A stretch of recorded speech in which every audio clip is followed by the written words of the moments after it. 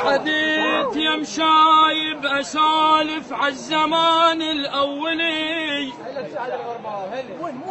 قال هن بفخر عاشوا اخ يا عشرة هلي، كلها كانت غيرة تملك. قلت له بعد اشرح الي والطايح هم تعينون.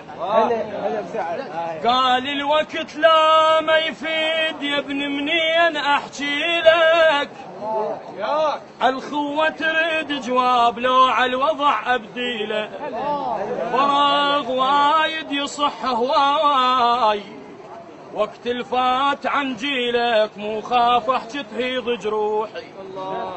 شفته ينهد بالسوالف والدمع منطى مجال، ومن بعد فترة حكالي وقال اسولف لك خصال.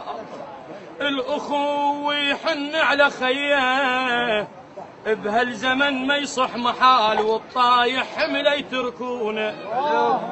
الاخو ما يفارق اخوته وجود يبعد من هلا، هسه اخوتهم دراهم اللي يملك اكثر كل هلا.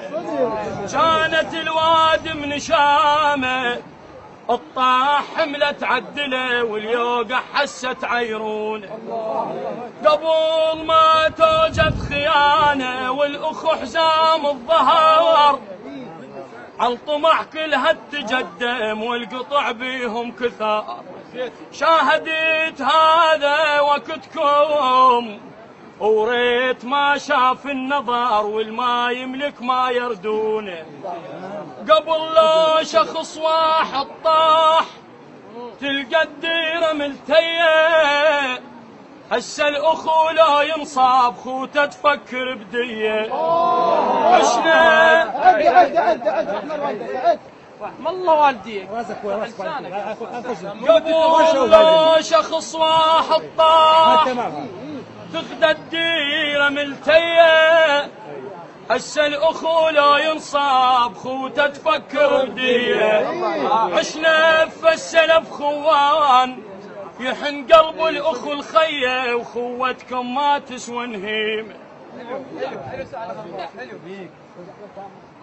بهذا الوقت شاد يصير تصح بيهم فر الدنيا، والمعسر ما حد يمر بجفوفه بخلو ممليه.